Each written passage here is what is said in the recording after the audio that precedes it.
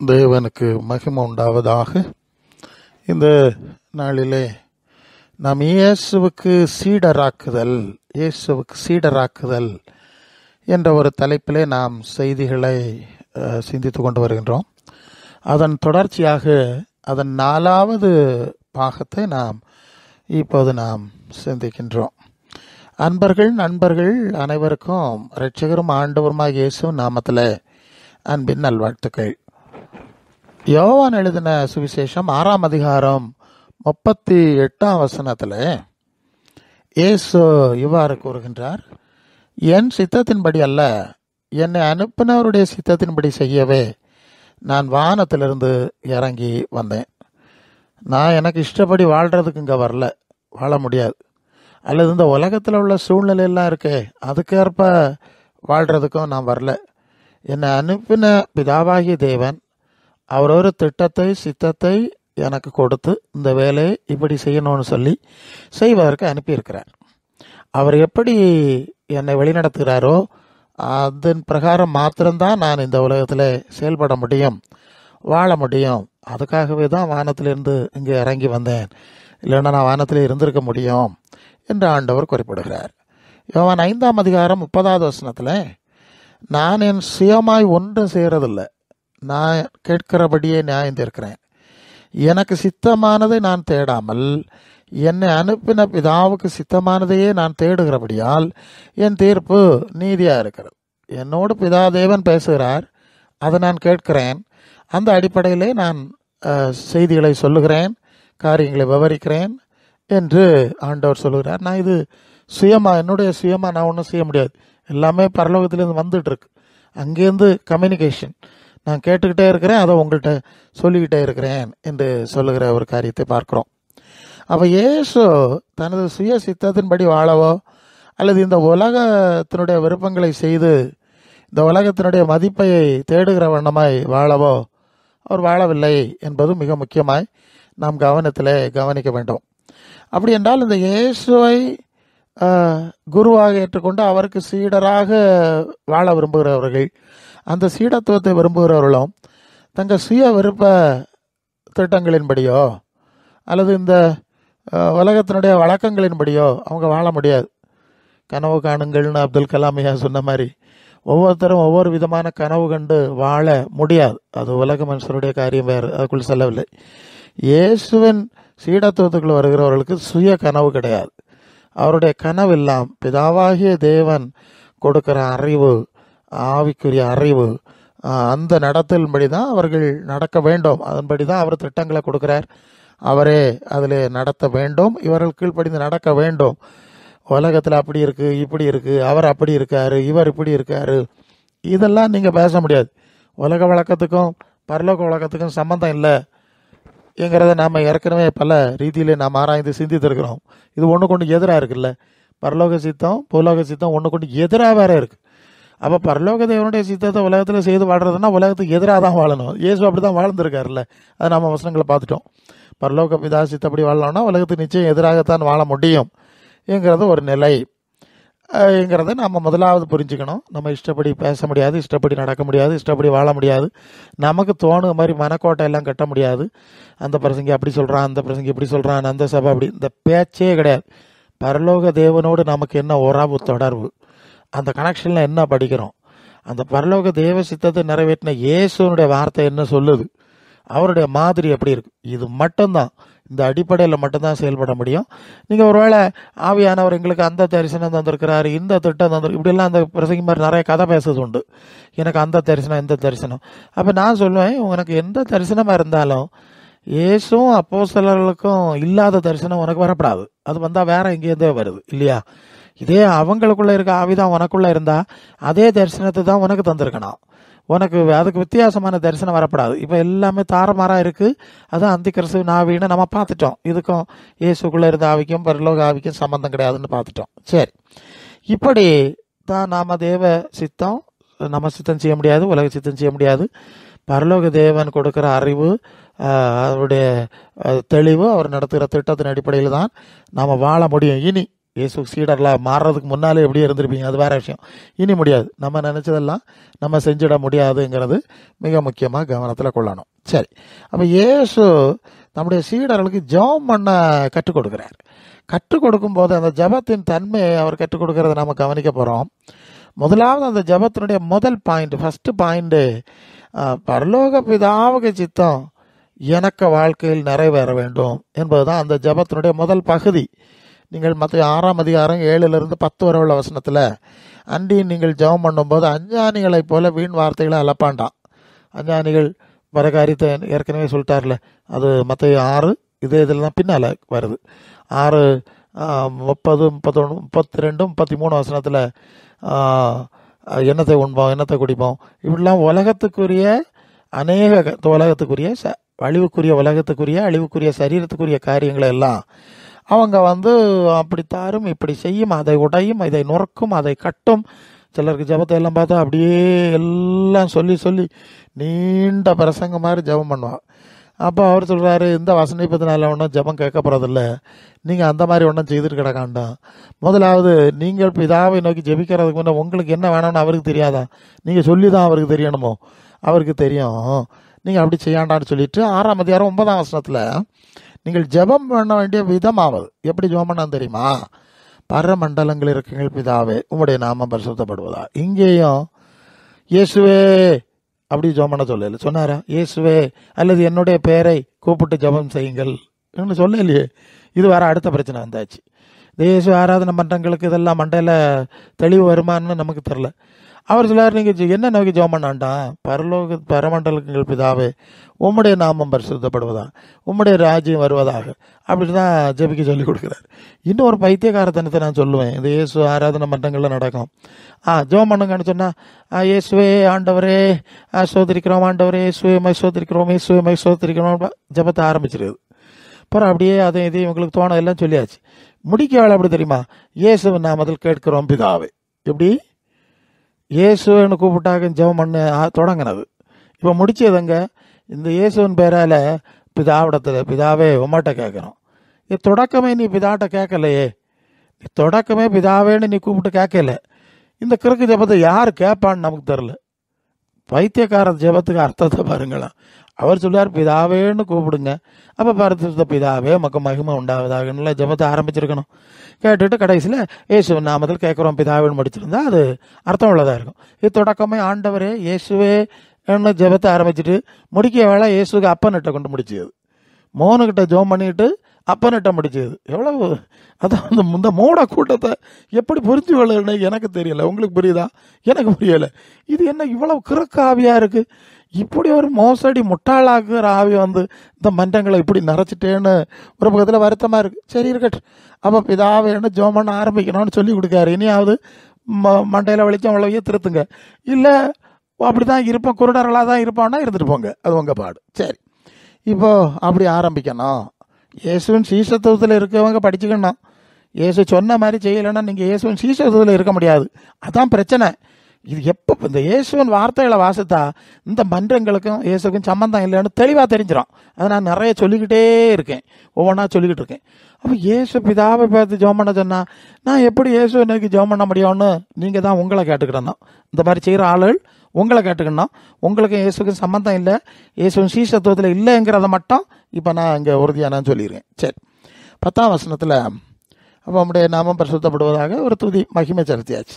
பரிசுத்தமான தேவன், பரிசுத்தமான நீர், பரிசுத்தமான தேவன்ங்கிறது தான் அது பொருள்.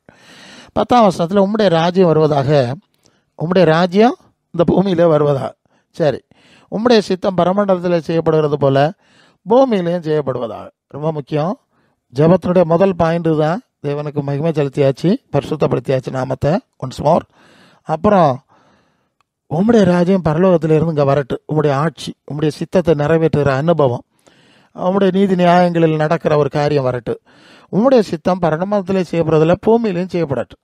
பூமியில் செயல்படுவது ரெண்டாவது. இந்த ஜெபத்துக்கு அடிப்படை என்னென்னா, முதலாவது எனக்கு வாழ்க்கையில் செயல்படட்டும் இல்லையா? பூமி அடுத்தது தானே. உடைய சித்தம் பரலோகத்தில் செய்யப்படுவதில்லை, என்னுடைய வாழ்க்கையில் செயல்படுவதாக, என் குடும்பத்தில், என் ஊரில், என் கிராமத்தில், என் மாவட்டத்தில், என் தேசத்தில், என் பூமி, இப்படி தானே இங்கே போக முடியும். முதல்ல ஜபிக்கிற ஆளுக்குள்ளெல்லாம் அது தேவச்சித்தம் நடக்கணும். அதுக்கப்புறம் இல்லை இதுக்கு வெளியே போகணும். இவரே தேவச்சித்தத்துக்கு ஜெபம் பண்ண மாட்டார், தேவச்சித்தத்துக்கு ஒப்பு கொடுக்க மாட்டார். இவர் அங்கே கிடந்து இந்தியாவை ஆசீர்வாதியும், இங்கிலாந்து ஆசீர்வாதியும், பாகிஸ்தான் ஆசீர்வாதியும், அவரை ரசியும் இவரை ரசியும். இந்த மாதிரி கிறுக்கு கூட்டங்கள் நிறைய ஜெபம் நடத்திட்டு கிடக்கல. ராத்திரி பகலாட்டு கூட்டமா கும்பலா கடந்து இதெல்லாம் ஏச பரியாசம் பண்ணுறது இல்லை. முதல்ல உனக்க வாழ்க்கையில தேவஜித்த நிறைவேறுக்கு ஜெபம் பண்ணு, அதுலேருந்து ஆரம்பி, அதில் ஒப்பு கொடு. அடுத்து அப்படி அப்படி அப்படி அப்படி அப்படி வெளியே போட்டு முதல்ல உனக்க வாழ்க்கையில தேவஜித்தை தான் ஸ்டெடியாகப்பட்டு அதுக்கப்புறம் இல்லை அடுத்த பக்கத்தில் போகிறது. இது அப்படி கிடையாது. இவையெல்லாம் உயரத்தில் இருக்க மாதிரி நினச்சிக்கிட்டு இப்படி மரம் அடிச்சுக்கிட்டே இருப்பாங்க. சரி, அடிச்சுட்டு போட்டு நம்ம என்ன செய்ய முடியும்? சரி, புத்தி உள்ளவன் காது உள்ளவன் கேட்க கிடவான் ஏசுனாரு சொல்ல மாதிரி. சரி, தன்னுடைய ஒவ்வொரு மனுஷனும் தன்னுடைய உலகில் அறிவு இல்லையா, ஒவ்வொருத்தருக்கும் ஒரு அறிவு இருக்குது, அவர்களுக்கு சில திட்டங்கள் இருக்குது இல்லையா. ஆமாம், எனக்கு அந்த திட்டம் தந்திருக்கிறார், இந்த திட்டம் தந்திருக்கிறார், அந்த தரிசனம் தந்திருக்கிறார், இந்த தரிசனம் தந்திருக்கிறார். இந்த பைபிள் ஒவ்வொருத்தருக்கும் ஒவ்வொரு தரிசனம். வேற ஒன்றும் இல்லை. இவனுக்கு குடும்பத்துக்கும் இவனுக்கு சாம்ராஜ்ய கட்டு திட்டம் தான் எல்லாம்.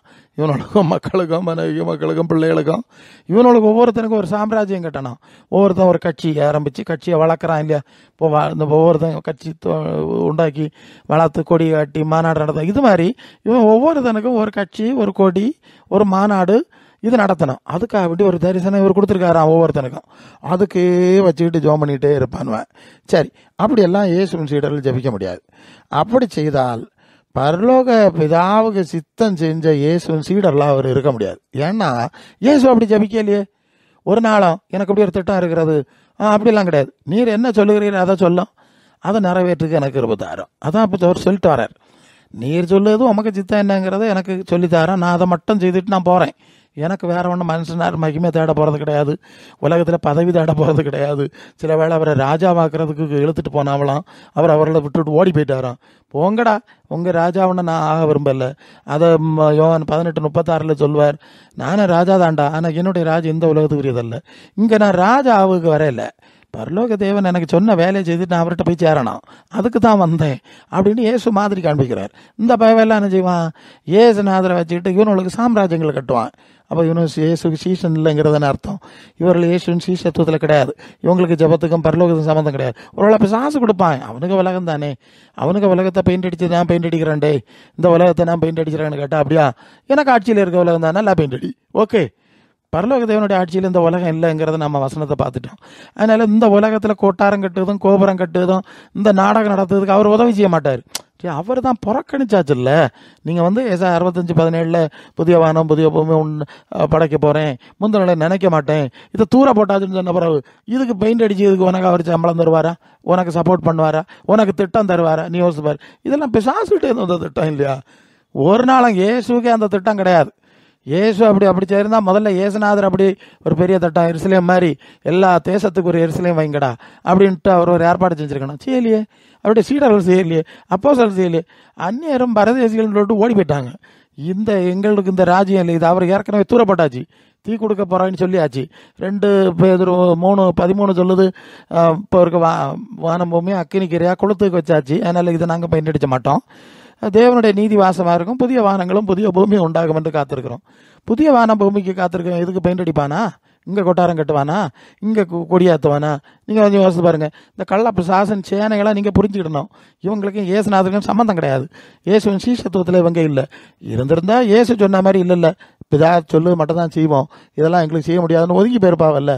இதை நீங்கள் புரிஞ்சுக்கிட்டா நல்லது. சரி, அப்போ இப்படி தான் இன்னைக்குள்ள கள்ளக்கூட்டங்கள் இருக்குது. சரி, இந்த மனுஷ மனசெல்லாம் இந்த உலகத்தினுடைய மோசடி தன்மையில அடிப்படையில் தான் ஒரு சிந்திக்கக்கூடிய ஒரு சக்தி இருக்குது. அதுகளுக்கு பரலோக பிதாவை தெரியாது, பிதா சித்தம் தெரியாது, இந்த வேதத்தின் மகத்துவம் இப்போ நம்ம வரிசையாக பார்த்துட்டு இருக்கோம் இல்லையா, இது ஒன்றுமே தெரியாது. அதுகளுக்கு இந்த உலகத்தில் நடக்கக்கூடிய அங்கே இங்கேயும் கண்ணா உருட்டுது. அவன் அப்படி செய்யானா, இவன் எப்படி செய்யானா, அப்போ நம்மளா மாதிரி ஒன்று செய்தா என்ன, இப்படி உலக வழக்கத்தின்படி சிந்திக்க தான் அதுக்கு தெரியும். இந்த தன்மை வட்டம் இதுக்கு எவ்வளோ மேக்சிமம் லெவல் எவ்வளோன்னு தெரியல, இந்த வட்டத்துக்குள்ளே சிந்திக்க தானே அவனுக்கு தெரியும். அதுக்குள்ளே சிந்திச்சு அவனை காட்ட மாதிரி ஒரு படம் வரைஞ்சி வச்சுக்கிட்டு இது தேவன் தந்த திட்டம், கர்த்தர் தந்த இவனை தாப்பமும் பேரபாவம் இல்லைன்னு படம் வரைஞ்சிக்கிட்டு இது அவர் தந்த திட்டமாக்கும். இனி நீங்கள் கர்த்தர் தந்த திட்டத்துக்கு நீங்கள் காசு கொடுங்க. கர்த்தருக்கு திட்டம் தந்தாருன்னா அவர்கிட்ட போய் கேளு, நீ அவர்லேயே அவன்கிட்ட திட்டம் தந்தாரு, இது நீ அப்போ மக்களும் சேர்ந்து இருந்துட்டு படம் வரைஞ்சிக்கிட்டு எங்கள்கிட்ட பைசா விவரம்லாம் கேட்கணும். கர்த்தர் திட்டம் தந்தாருன்னா கர்த்தர்கிட்ட போய் கேளு, எங்கள்கிட்ட இருந்து வந்து கையை நீட்டா போயிருந்தாங்க அரை வீட்டுக்குள்ளே போய் ஜோமன் அவர் தருவார் போ சொல்லியிருக்கணும். அவனும் ஃப்ராடு, அவனுக்கு பின்னால் தெரியதான் ஃப்ராடு, எல்லாம் ஃப்ராடு ப்ளஸ் ஃப்ராடு கம்பெனி தானே எல்லாம் சேர்ந்து இதை நடத்திட்டு போட்டு சரி போட்டு. இப்படி மனுஷமான அப்படி தான் இருக்குது. அவங்களுக்கு பரலோக பிதா தெரியாது, பரலோக சித்தம் ஒன்றும் தெரியாது, சிந்திக்க தெரியலை. சரி, அது வெளிப்படுத்தல் 12:9 சொன்ன மாதிரி உலகம் அனைத்தையும் மோசம் போகிற பிசாசு என்றும் சாத்தான் என்று சொல்லப்பட்ட பழைய பாம்பாகிய வெள்ளை சர்ப்பம் தள்ளப்பட்டது. பார்த்தீங்களா, உலகம் அனைத்தையும் மோசம் போகிறது. ஏவாளை ஏமாத்தினவன் வந்தான், நீங்கள் தேவர்களை போல இருப்பீர்கள்னு சொல்லி இருந்த நிலையிலேருந்து மண்ணில் கொண்டு புதைச்சி போட்டான், முடிஞ்சு. இப்படி காயினை குலைச்சி ஆராக்கி எல்லாம் பார்த்துட்டேன் நிறைய. இப்படி மோசம் போக்குற பிசாசு இவனுக்குள்ள இந்த வேதனை இருக்குது, இவனை பெயிண்ட் அடிப்பான், எனக்கு அவனுக்கு உலகத்துக்கு அப்படியே சேவை செய்துகிட்டே இருப்பான். இந்த மோசம் போகிற ஆவி, மோசம் போகிற உலகம், மோசம் போகிற சிஸ்டம், மோசம் போகிற மாடல், அதுக்கப்புறம் தானே இவனும் சிந்திப்பான். இந்த குட்டையிலே கிடக்க மாட்டா இது, அதுக்கப்புறம் தானே இதுக்கு சிந்தனை வரான். எதனார் சொன்னார் இல்லையா, யோவான் 15ஆம் அதிகாரத்தில், நான் திராட்சை செடி, நீங்கள் கொடிய, நீங்கள் என்னில் இணைச்சிருந்தா எனக்கு ஏற்ற கனி குடிப்பிய, நீங்கள் உலகத்தில் இல்லையா கிடக்குதிய, அப்போ அந்த கனி தான் குடிப்பிய. நீங்கள் இயேசுவின் சுவிசேஷத்தில் இயேசுவோடு இணைக்கப்பட்டிருக்கிறவர்கள் மட்டுமே இயேசுவுக்கு ஏற்ற கனி கொடுக்க முடியும். இல்லைன்னா நீங்கள் தானாக கனி கொடுக்க முடியாது, அல்லது எனக்கு ஏற்ற கனி கொடுக்க முடியாது.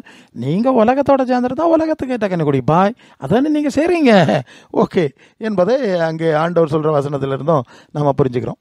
அப்போ ஏவாள்லேருந்து இன்னைக்கு வரைக்கும் இந்த மோசடி விஷயந்தான் நடந்துகிட்டு இருக்கு. அதனால அந்த மோசடி சக்தியின் பிடியில் இவங்க இருக்கிறதுனால இவங்க தேவனுடைய திட்டம், அதாவது இந்த உண்மை சத்தியத்தை எல்லாம் மறைச்சிடும். அது உண்மைகளை புரிந்து கொள்ள முடியாமல் குழப்பி போலி காட்சிகளையும் கருத்துக்களையும் எல்லாம் பரப்புறது இல்லையா, தான் இந்த உலகத்தினுடைய பொய்யின் பிடியில் அடிமையில் வச்சிருக்கு. இந்த போலி கவர்ச்சி எல்லாம் காட்டி இவனும் அதுக்கு பணத்தை செலவாக்கி அதுக்கு ஜாலரை அடித்து பின்னால் போகிறான் இல்லையா. இந்த பொய்களின் பிடியில் எல்லாம் போலி கவர்ச்சி தான். இந்த பொய்யின் பிடியில் இந்த இருட்டு சக்தி, அந்த மோசம் போகிற பிசாசு தான் அடிமை பிடிச்சு வச்சிருக்கு. இந்த இருட்டில் சிக்கிய மனிதர்களுடைய நிலைமை என்னன்னு பார்த்தீங்கன்னா, இந்த வாழ்க்கை என்னன்னு அவனு பல மாதிரி ஆராய்வாங்க. இந்த வாழ்க்கைன்னா என்னது, அப்படியா இருக்குமோ, இப்படியா இருக்குமோ, இப்படி ஆராய்ஞ்சி பல பாதைகள் பல மாறி, ஆமாம் அந்த பாதையில் கொஞ்ச நாள் போய் பார்க்குது, அப்புறம் அதில் போய் பார்க்குது, அப்புறம் இங்கே போய் பார்க்குது, அங்கே ஓடி அலைஞ்சி எதையுமே மனசிலாக்கிறதுக்குள்ளே செத்து போயிடுவான், முடிஞ்சிடும். வாழ்க்கை செஞ்சிடும். வாழ்க்கை என்னன்னு இவன் ஆராய்ஞ்சி தேடி முடித்து அதை கண்டுபிடிச்சதுக்குள்ளே வாழ்க்கை முடிஞ்சிடும். இந்த இருளின் சக்தியின் பிடியில் சிக்கி இருக்கிறவர்களை விடுவிக்க தான், இப்படிப்பட்ட சூழ்நிலையில் இருக்கிறவங்களை விடுவிக்க தான் தேவன் தம்முடைய குமாரனாக இயேசுவை ஒளியாக இந்த உலகத்தில் அனுப்பினார். ரொம்ப முக்கியமான ஒரு காரியம், அவர் ஒளியாக இந்த உலகத்தில் அவர் அனுப்பினார். அந்த இயேசு ஒளியை வெளிச்சத்தை மனிதர்களுக்கு கொடுத்து சரியான சத்திய மீட்பின் வழியை, தேவ திட்டத்தை இல்லையா, அதை நமக்கு காட்டி தருகிறார். அப்படி இல்லாதவர்கள் இப்படியே அவர்கள் இருட்டிலே சுற்றி பொய்களிலே சுற்றி தங்கள் வாழ்க்கையை அழித்து கொண்டே இருக்கிறார்கள் என்பதை தான் இங்கே நடந்துட்டு இருக்கிறதான ஒரு காரியம். மத்தேயு சுவிசேஷம் 4ஆம் அதிகாரம் 13 to 16 வரை உள்ள வசனத்தில் வந்தாச்சுன்னா, அந்த இயேசு நாசரியத்தை விட்டு செபலோன் நப்தலி நாடுகளுக்கு எல்லைக்கு வந்தார், கடற்கரைக்கு வந்தார், கப்பர்நகூமுக்கு வாசம் பண்ணினார்.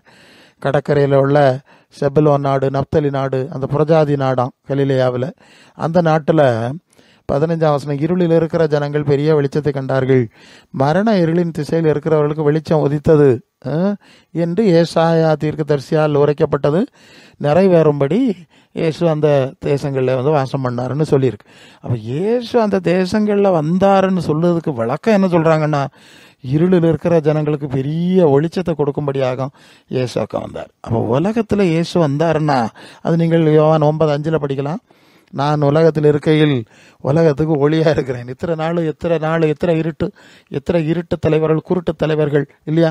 இயேசு சொல்லுவார், நான் உலகத்தில் இருக்கையில் நான் இந்த உலகத்துக்கு ஒளியாக இருக்கிறேன், நான் தான் உலகத்துக்கு ஒளியாக இருக்கிறேன்னு தெளிவாக சொல்லுகிறார்.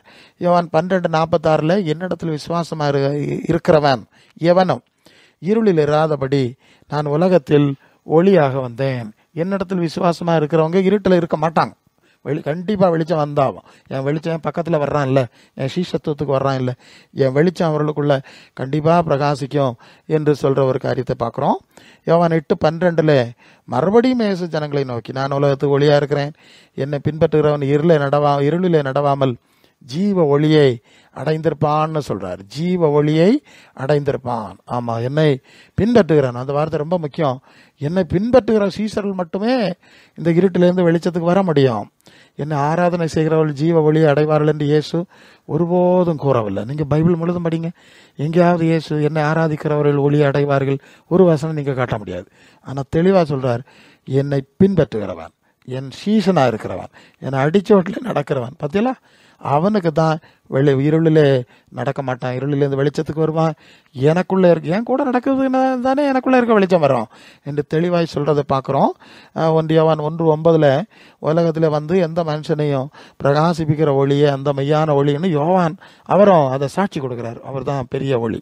ஆனா இன்னைக்கு என்ன நடக்கும்னா, இந்த இயேசுநாதருக்கு பின்னாலே சீசராக யாரும் போக மாட்டாங்க, அவரு வசனத்தை வாசிக்க மாட்டாங்க.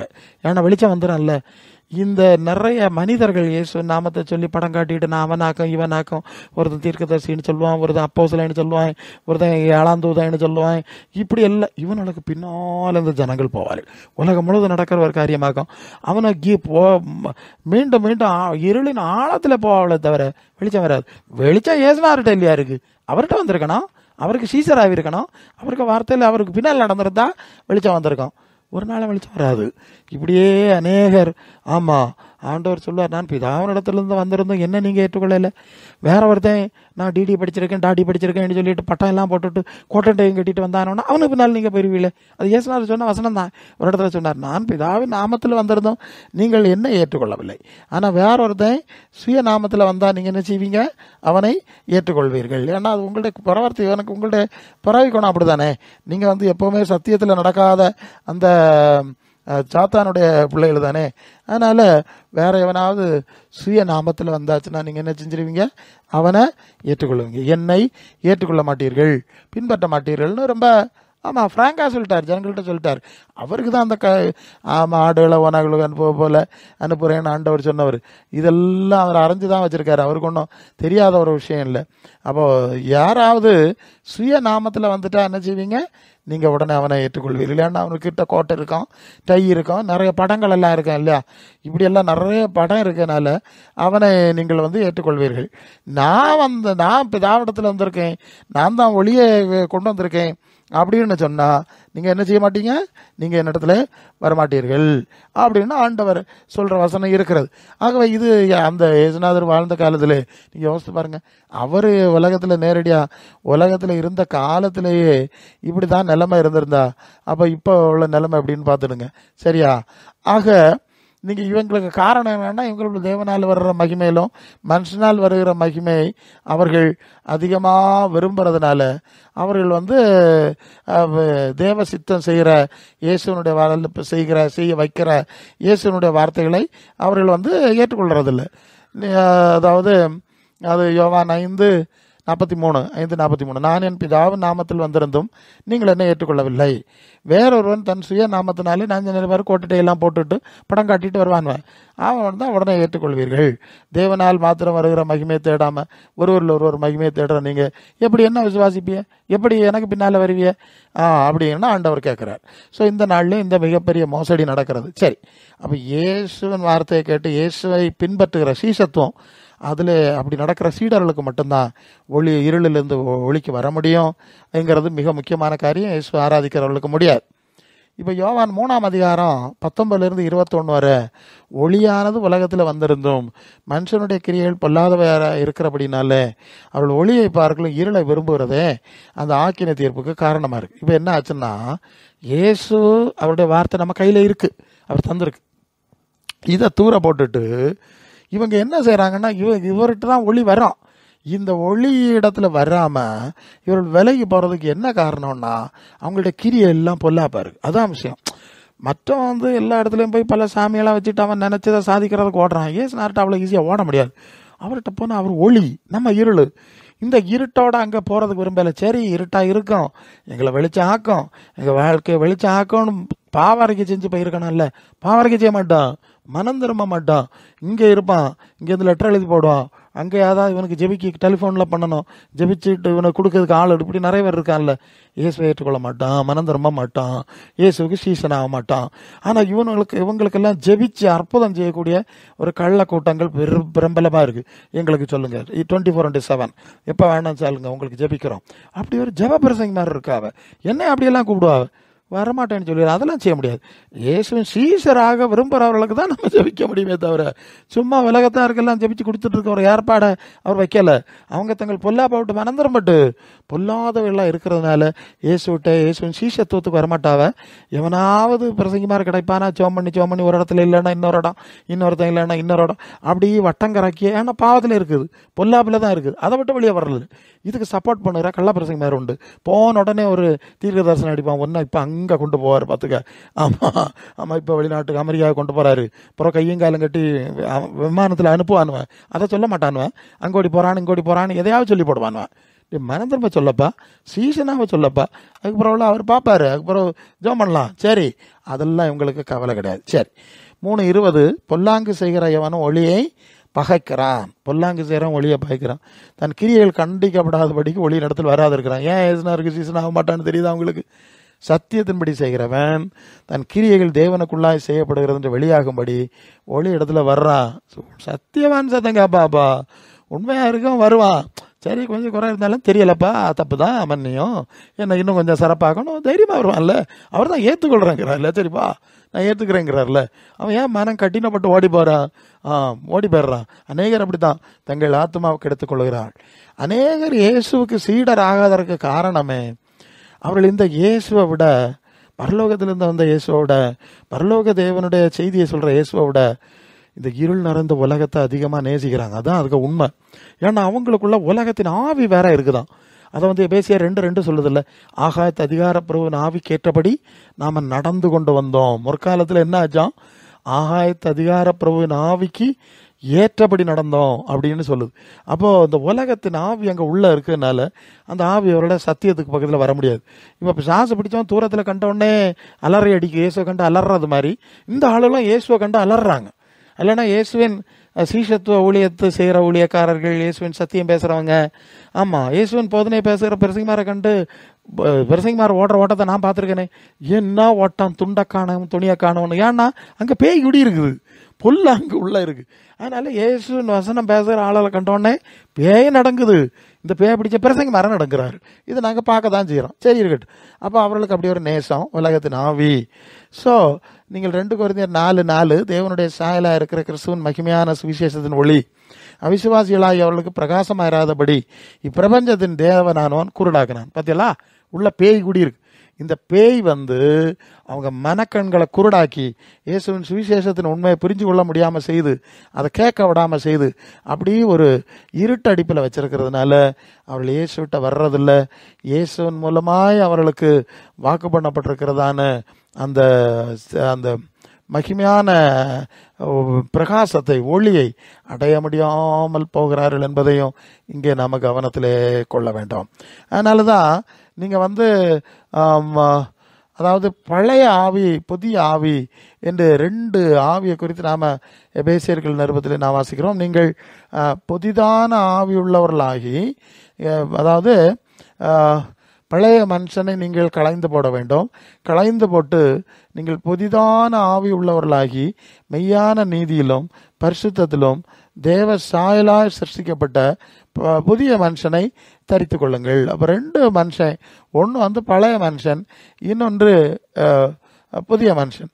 இந்த புதிய மனுஷன் எப்படி வருதுன்னு சொன்னால், புதிதான ஆவி, பரலோகத்திலிருந்து வரக்கூடிய ஆவி. இந்த எபேசியர் 2ஆம் அதிகாரத்தில் என்ன சொல்லுதுன்னா 2:2 ஆகாயத்து அதிகார பிரபுவின் ஆவிக்குள்ளே இருக்கிறதுனால அவங்க மனசும் மாம்சமும் செய்து சுவாபத்தினாலே கோபாக்கினேன் பிள்ளைகளாக இருக்கிறார்கள். கீழ்ப்படியாமன் பிள்ளைகள் இடத்துல, அதாவது பரலோக தேவனுக்கு கீழ்ப்படியாதவர்களுக்குள்ள உலகத்தின் ஆவி ஆக்கிரமிச்சிருக்கு, அவர்களை வழி நடத்துது. அவங்கள கிறிஸ்துவக்கிட்ட வரவிடாது, கிறிஸ்துவின் சீஷத்துவத்துக்கிட்ட வரவிடாது. அதே நேரம் 4ஆம் அதிகாரத்தில் நீங்கள் 22 அந்தபடி முந்தின நடக்கக்கூடிய மோசம் போக்குற இச்சைகளாலே கெட்டு போகிற பழைய மனுஷனை நீங்கள் களைந்து போட்டு உங்கள் உள்ளத்திலே புதிதான ஆவி உள்ளவர்களாய், அந்த வார்த்தையை பாருங்க, புதிதான ஆவி உள்ளவர்களாகி மெய்யான நீதி, பரிசுத்தம், தேவனுடைய சாயல சிருஷ்டிக்கப்பட்ட புதிய மனுஷனை தரித்துக் கொள்ளுங்கள். அப்போ பழைய ஆவி இருந்தா அது என்னது? மோசம் போக்கும் இச்சைகளாலே கெட்டு போற மனுஷனாய் தான் அந்த மனுஷன் இருப்பான், அழிவுக்குரிய. அதான் உலக மோசம் போக்கும் இச்சைன்னா அந்த உலகத்தின் கவர்ச்சி, கள்ள கவர்ச்சி, போலி வேஷம் எல்லாம் பார்த்தோம்ல, இதுக்குள்ள மூழ்கி கிடக்கிறவன். இப்போ பரலோகத்திலிருந்து வர்ற புதிதான ஆவி வந்தாதான் இப்போ மெய்யான நீதி, பரிசுத்தம், தேவ என்னிடத்திலிருந்து வந்த ஆவி தேவ சாயலை கொடுத்து நடத்துகிறது என்பதை நாம் இங்கே புரிந்து கொள்கிறோம். இப்படி இந்த பிரபஞ்சத்தின் தேவன் இந்த உலக காரியங்கள் எல்லாம் ரொம்ப கவர்ச்சியை காட்டி இதுதான் மேன்மை, இதுதான் பார்த்து ஆசீர்வாதம் அப்படின்னு சொல்லி கிறிஸ்துவின் சுவிசேஷத்தின் மூலம், இயேசுவின் மூலம் வரக்கூடிய மெய்யான ஒளியின் மகிமையான அனுபவங்களை எல்லாம் புரிந்து கொள்ள முடியாமல் செய்து விடுகிறது. இப்படி இந்த பிரபஞ்சத்தின் தேவன் இருளா இருக்க உலகத்தை போலி கவர்ச்சி, போலி ஒளிமயமானதாய் காட்ட அதுக்கு நிறைய வண்ணமயமானதாக இல்லை, கலர் அடித்து துருப்பிடிச்ச இரும்பை நம்ம கலர் அடித்து கலர் மாற்றுறோம். எத்தனையோ பழைய வீட்டை வெளியே அடித்து பெயிண்ட் எல்லாம் அடித்து புதுசாக மாற்றுறோம், மேக்கப் பண்ணுறாங்க இல்லையா? மக்களை எல்லாம் மேக்கப் பண்ணி குமரி ஆறா இல்லையா? இது மாதிரி தான் பொய். அதான் அது எல்லாமே அப்படி தாங்க. அந்த பொய் மோசம் போக்குற ஆவியினுடைய பிடியில் உலகம் இருக்கிறதுனால எல்லாமே அப்படி தான் இருக்கும். பழசை பெயிண்ட் அடித்து பல கலராக்கி நவீனமாக காட்டுது. ஆமாம், செத்துக்குன்ற அனுது நம்ம செத்துக்கிட்டு இருக்க கிழவன் கிளவி மரம் தலைக்கு டை அடிச்சுதும் வேறு மாதிரி பெயிண்ட் அடிச்சுதுமா அடித்து புதுசாக காட்டுது. ஆமாம், தரித்திர வறுமையில் கட்டானில் கட்டாப்பான் கோட்டு டை போட்டுட்டு ஆடம்பரம் போகிறது. இது எல்லாமே இந்த பொய் மோசம் போக்குற ஆவியினுடைய பிடியில் இருக்க உலகத்தில் நடக்க எல்லாமே அப்படி தான், மோசடி தான், அப்படி தான் நடந்துட்டு இருக்கு. இந்த மோசடிக்குள்ளே இவனை மூழ்கி கிடக்கிறான். அதனால தான் 1 யோவான் 2:15-16 உலகத்தில் உள்ளவர்கள் அன்பு கூறாதுங்க. ஒருவர் உலகத்தில் அன்பு கூர்ந்தால் அவனிடத்தில் பிதாவின் அன்பு கிடையாது. ஏனெனில் மாம்சத்தின் இச்சை, கண்களின் இச்சை, ஜீவனத்தின் பெருமை, உலகத்தில் உள்ளவைகள் எல்லாம் பிதாவினால் உண்டானவள் அல்ல, அவை உலகத்தால் உண்டானவைகள். உலகமும் அதனுடைய இச்சையும் ஒளிந்துபோம், தேவனுடைய சித்தத்தின்படி செய்கிறவனோ என்றென்றைக்கும் நிலைத்திருப்பான் அப்படின்னு அந்த வசனம் இருக்கு. அப்போ பரலோக பிதாவுக்கு சித்தம் இந்த உலக சித்தத்துக்கு எதிராக இருக்கு. அப்படிதான். ஏன்னா பரலோக பிதாவுடைய சித்தம் செய்யணும், அதுதான் முதல் விஷயம். நம்முடைய சித்தம் என் வாழ்க்கையில் நிறைவேறணும்னு தான் இயேசுவின் சீஷர்கள் ஜெபிக்க ஆரம்பிக்க வேண்டும்னு தான் செய்தியை பார்த்துட்டு இருக்கிறோம். இந்த உலகத்தில் உள்ள காரியம் எல்லாம் பிதாவுக்கு உள்ள கிடையாது. அதனால பிதாவுக்கு சித்தம் இதுக்குள்ள கிடையாது. அதுதான் நுட்பம். பரலோக பிதாவின் சித்தம் இந்த பூலோக தேவனுடைய ஆட்சியில் இருக்க உலகத்துக்குள்ள கிடையாது. அது நம்ம இப்போ பார்க்கலாம். இந்த மாதிரி கண்களின் நிச்சய, ஜீவனத்தின் பெருமை, 4 வீடு 5 காரு, இந்த கதையெல்லாம் பரலோக பிதாவுக்கு சித்தம் கிடையாது. இல்லை இந்த கள்ளப்பேவை சொல்றது இதெல்லாம் தேவ சித்தம் தான். நீ ஆசிரியருக்கு சிலுவையிலே ஆசீர்வதிப்பதே கர்த்தருக்கு பிரியம் அப்படின்னா ஏன் இதை இப்படி இங்கே சொல்லணும்? இதை தான் நான் புறக்கணிச்சாச்சேடா. எனக்கு சித்தம் என்ன இனி என்னத்துக்கு இந்த உலகத்தில் இருக்க போது நான் இங்கே எதுக்கு உனக்கு என் சித்தத்தை நிறைவேற்றணும்? அதுக்கு தேவையில்லை இல்லை என்று சொல்றதை பார்க்குறோம்.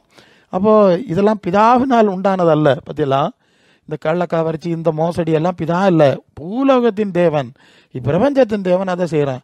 அப்புறம் இதுக்குள்ளே போய் எப்படி ஆகும் பரலோக தேவனுடைய சித்தத்தை நீங்கள் தேட முடியாது. இப்படி தான் பிசாசு வழி அங்கே போய் தேடிக்கிட்டே இருக்காங்க. இங்கே போய் சுற்றிட்டு சாக்கடையை கிளறிக்கிட்டே இருப்பானு. இங்கே தேவ சித்தம் எங்கே கிடக்குதா? குப்பையில் கிடக்குதா? குப்பை மேடு கூட தட்டி விட்டுருக்குல்ல, இதுக்குள்ளே பிதா வச்சது எங்கடா கிடைக்கும்? இந்த உலகத்தில் தேவன் சபிச்ச உலகத்தில் எங்கே சித்தம் கிடைக்கும்? ஒரு நாளும் கிடைக்காது. பரலோக பிதாவின் சித்தத்தை புரிந்து கொள்ள முடியாமல் இந்த போலி மகிமைகளை, பொய் நம்பிக்கைகள் மனுஷர்களை ஏமாத்திடுது. இனி ஒருத்தனுக்கு ஒருத்தன் மாறி மாறி போய் சொல்லுவான், அது அப்படி ஆக்கும், இது இப்படி ஆக்கும், அது வெளிநாட்டிலேருந்து வந்தது, இது உள்நாட்டில் உள்ளது, இது அப்படி கிடச்சி தயாரிச்சு, இதில் எங்கே என்னத்தையோ இருக்குது, இதை குடிச்சா இப்படி ஆயிடலாம், அதை தின்னா இப்படி ஆயிடலானுங்கன்னு போய் மீடியாஸ்லாம் வளருதில்ல, அம்பரம் போய் எல்லா பயவெல்லாம் செத்தானுவேன், மண்ணில் வச்சாச்சு, முடிஞ்சு போச்சு. இப்படி இந்த உலகத்தில் உள்ள காரியங்களை ஒன்றும் இல்லாததை மெச்சி பேசக்கூடிய மீடியாஸ் பல இதில் கலர்ஃபுல்லாக எல்லாம் காட்டிகிட்டு இருக்குல்ல, படம் காட்டுறதில்ல, எல்லாம் மோசடி தான். இதுதான் நடக்கும். இதை ஏமாந்து அதுக்கு பின்னாலே ஜனங்கள் போகிறார்கள். அதை 13:22 முள்ளுகள் உள்ள இடங்களில் விதைக்கப்பட்டவன் வசனத்தை கேட்குறான். வசனத்தில் கொல்லாம் பரலோகம் இல்லை, மகிமை இல்லை, ஆமாம்மா இது மலர் வளையம் தான், அது நித்திய ஜீவன் இல்லை அப்படின்னு பிரசங்க கேட்கவள நல்ல உணர்ச்சியாக கேட்பாங்க. பிறகு வீட்டுக்கு போனோன்னு என்னாச்சு? உலக கவலை, இதான் அதுக்கு பெயிண்ட் அடிச்சணும், இதுக்கு போல்ட்டை முறுக்கணும், அதுக்கு அதை செய்யணும், எல்லாத்தையுமே. ஆமாம், அந்த துருப்பிடிச்சதெல்லாம் ஒழுங்குபடுத்தணுமே இல்லையா? துருப்பிடிச்ச உலகத்தை, துருப்பிடிச்ச வாழ்க்கை, துருப்பிடிச்ச காரியத்தை எல்லாம் ஒழுங்குபடுத்தணும் பிரசங்கியாரு. அதுக்கு எத்தனையோ வித்தை இருக்குது. அந்த கவலை, ஐஸ்வர்யத்தின் மயக்கம், பணம் தாராள வந்துட்டு இருக்குது. இப்போ அனுபவிச்சாமே நீ எங்கே போய் அனுபவிச்சது? அதுக்கு நேரம் வேணுமே, அதுக்கு அங்கே போனோம் இங்கே போனோம் பல காரியம் பார்க்க. இப்படிப்பட்ட காரியங்கள், ஐஸ்வர்யத்தின் மயக்கம் வசனத்தை நெருக்கி போடுறதுனால் அவனும் பலனற்று போகிறான். இப்போ புரியுதா?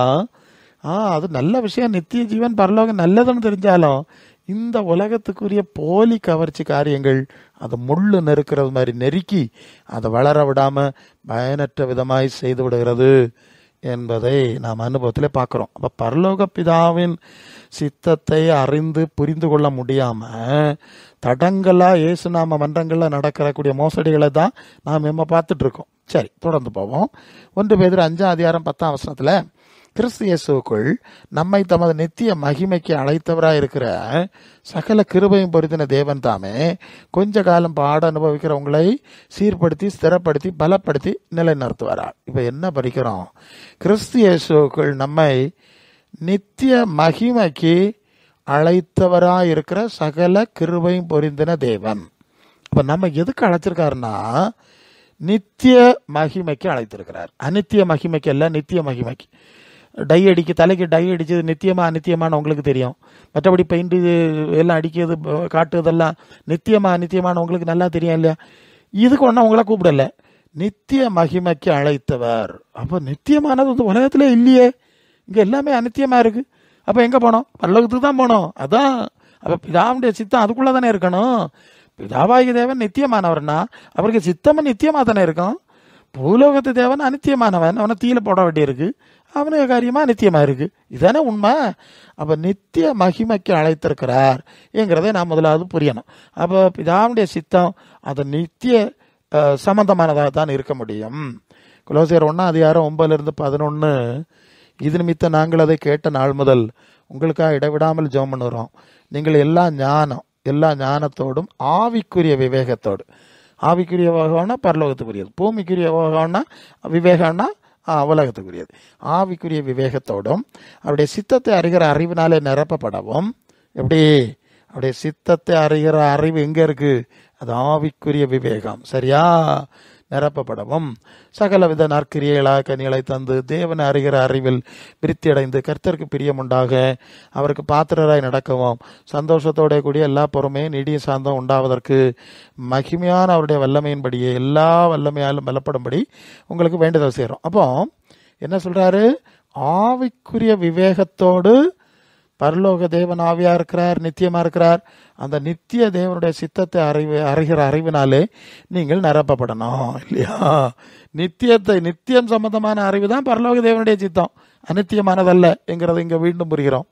கொலோசியர் 3:10 தன்னை சிருஷ்டித்தவருடைய சாயலுக்கு ஒப்பாய் பூரண அறிவடையும்படி புதிதாக்கப்பட்ட புதிய மனுஷனை தரித்து கொண்டிருக்கிறீர்களே. எப்படி? நம்மை சிருஷ்டித்த தேவனுடைய சாயலுக்கு ஒப்பான அறிவு அடைய வேண்டும். அதற்கு புதிய மனுஷனை தரித்து கொண்டிருக்கீங்க.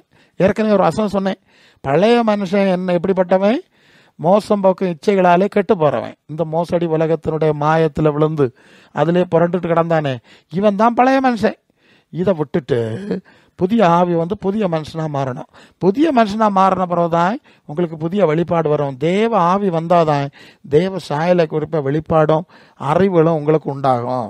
அப்படி ஒரு அனுபவம் உங்களுக்கு கிடைச்சிருக்கு இல்லையா? கொலோசை சபைக்கு சொல்லுவார், நீங்க புதிய மனுஷன், பழசெல்லாம் விட்டாச்சு, அதனால இனி இப்பதான் புதிய மனுஷன் வந்ததுனால தான் உங்களை சிருஷ்டித்த தேவனுடைய சாயலுக்கு பாய் ஒரு பூரண அறிவு உங்களுக்கு வரும். இல்லைன்னா அபூரணமான உலகத்துக்குரிய அறிவு மண்ணோட தான் முடியும் என்று அவர் குறிப்பிடுவதை நாம் பார்க்கிறோம். 2 கொரிந்தியர் 5:17 இப்படி இருக்க ஒருவன் கிறிஸ்துவுக்குள்ள இருந்தால் புது சிருஷ்டியா இருக்கிறான், பழையவளெல்லாம் ஒளிந்து போயின, எல்லாம் புதிதாயின இல்லையா? இது புதிய மனுஷன். பழைய மனுஷனுக்குரிய சிந்தை வேறு. 1 கொரிந்தியர் 15:47-49 வரை முந்தின மனுஷன் பூமியில் இருந்து உண்டான மண்ணானவன், 2ஆம் மனுஷன் வானத்திலிருந்து வந்த கர்த்தர். அப்ப 2 மனுஷன், ஒன்னு ஆதாமுடைய வம்சத்தில் பிறந்து மண்ணுக்கு போறவன், 2ஆம் மனுஷன் வானத்திலிருந்து வந்த கர்த்தர். மண்ணானவன் எப்படிப்பட்டவனோ மண்ணானவர்களோ அப்படிப்பட்டவர்களே, வானத்துக்குரியவர் எப்படிப்பட்டவரோ வானத்துக்குரியவர்களும் அப்படிப்பட்டவர்களே. அடுத்தது, மேலும் மண்ணானவனுடைய சாயலை நாம் அணிந்திருக்கிறது போல வானவருடைய சாயலையும் அணிந்து கொள்வோம். இப்ப என்ன பார்த்தோம்? 2 மனுஷன், ஒன்னு ஆதாமுடைய வம்சத்தில் பிறந்து மண்ணில் வைக்கிய மனுஷன், இன்னொன்னு வானத்திலிருந்து வந்த இயேசு. இந்த மண்ணானவனுடைய மனுஷனுடைய குணம், பறவை குணம், அவனுக்கு தன்மையில அவனோட தெரியவெல்லாம் அப்படியே மண்ணோட போய் மண்ணுக்கு போறான். ஆனா வானத்திலிருந்து வந்த இயேசுவோடு நடக்கிறவர்கள், இயேசுக்கு சீசராகிறவர்கள், அவர் வானவர் இல்லையா? வானவருக்கு சீசரா மாறுகிறவர்கள் இவர்களும் வானத்துக்குரியவர்களைப் போல மாறிவிடுகிறார்கள். மண்ணானுடைய சாயலை அணிந்திருக்கிறது போல வானவராக இயேசுவின் சாயலையும் நாம் அணிந்து கொள்ள வேண்டும். பார்த்தீங்களா? அப்போ இயேசுவின் சீஷத்துவங்கிறது, இயேசுவோடு இணைந்து ஜீவிக்கிறதுங்கிறது, திராட்சை செடியில் கொடியாக இணைந்து ஜீவிக்கிறதுங்கிறதுன்னா என்னன்னு தெரியுதா? தூரத்தில் நின்று ஆராதிச்சுட்டு போகிற விஷயம் இல்லை. இது அவரோடு இணைஞ்சு சீஷத்துவத்தில் நடக்கிற விஷயம். யோவான் 8:23 அவர் இயேசு அவர்களை நோக்கி, நீங்கள் தாழ்வில் இருந்து உண்டானவர்கள், நான் உயர்வில் இருந்து உண்டானவன். நீங்கள் இந்த உலகத்திலிருந்து உண்டானவர்கள், நான் இந்த உலகத்திலிருந்து உண்டானவன் அல்ல. நீங்கள்லாம் தாழ்வில் வந்தவன், நான் உயர்விலிருந்து வந்தவன். அப்போ உயர்விலிருந்து நம்ம போல தாழ்ந்தவனோட இப்படி சொல்லுவாங்க இல்லையா? பண்டியோடு சேர்ந்த கன்றுக்குட்டியும் வேற மாதிரி போவோன்னு சொல்லுவாங்க இல்லையா? இது மாதிரி நம்ம விட தாழ்ந்தவனோட சேர்ந்தா நீ தாழ்ந்தவனா போவாய், நம்ம விட உயர்ந்தவனோட சேர்ந்தா நமக்கு நிலைமை உயர்வடையும். அதான உண்மை. அப்போ இயேசு வானத்திலிருந்து வந்த உயர்வானவர்னு சொன்னா அவருக்கு சீசரானா தானே அந்த சாயல் வரும், அந்த தன்மை வரும்.